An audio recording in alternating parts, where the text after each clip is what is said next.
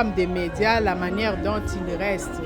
Nous avons sensibilisé par rapport aux lois, les lois qui sont favorables à la femme et en général, et ça concerne aussi la femme dans les secteurs de médias en particulier.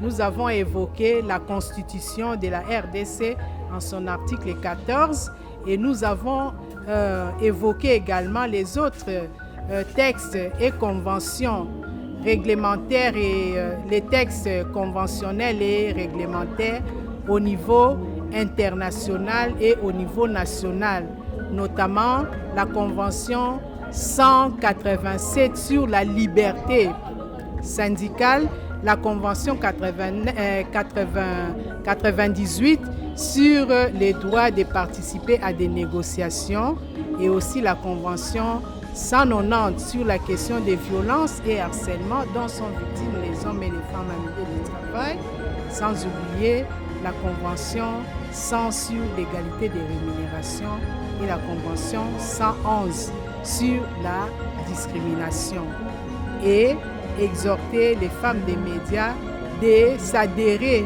aux syndicats parce que c'est les syndicats qui est la voie qui va leur amener à la table des négociations où se trouvent, où se prennent les décisions qui les concernent en tant que travailleurs et travailleuses dans les secteurs de médias parce qu'il y a trop de problèmes dans ces secteurs et nous sommes prêts en tant qu'organisation syndicale pour les accompagner afin d'espérer aussi à une fin de carrière honorable. Parmi les recommandations, elles ont demandé à ce que l'État congolais puisse mettre des moyens au niveau des organisations de la société civile pour pouvoir faire la vulgarisation de certains textes. Donc c'était ça un peu la grande recommandation des intervenants, des différents intervenants du panel 2. Sans l'implication effective des médias, la promotion de l'égalité entre les sexes et l'autonomisation des femmes ne sont qu'illusions, du moment qu'ils jouent un rôle crucial dans la formation des perceptions, des idées et des mentalités. En effet, les médias ont le pouvoir d'encourager ou de freiner la lutte contre les inégalités et les stéréotypes négatifs à l'égard des femmes, et ce, à travers leur contenu. L'une des plus grandes illustrations d'inégalité entre hommes et femmes demeure l'accès difficile de ces dernières dans les espaces médiatiques du fait des ennuis à connotation socioculturelle ou traditionnelle.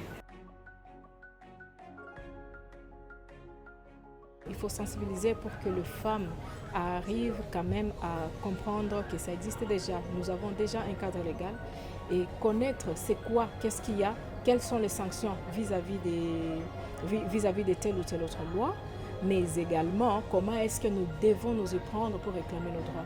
En fait, c'est comme aujourd'hui nous nous retrouvons avec ACOFEP et ICOFEM.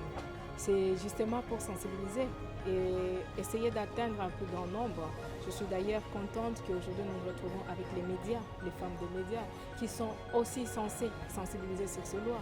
Et c'est au travers les médias que nous devons suffisamment sensibiliser pour que ces lois soient connues, nous en tant que structure, et d'autres structures qui existent pour la lutte contre les violences basées sur le genre.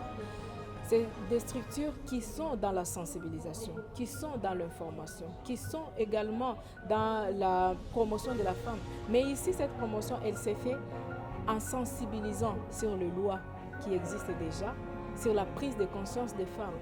Et donc, je pense que c'est la plus grande méthode jusque-là qu'il faut adopter et qu'il faut continuer. C'est une lutte, comme je le disais, et qui n'a pas encore pris fin. Nous devons continuer jusqu'à atteindre la femme qui se retrouve au plus fond de notre pays.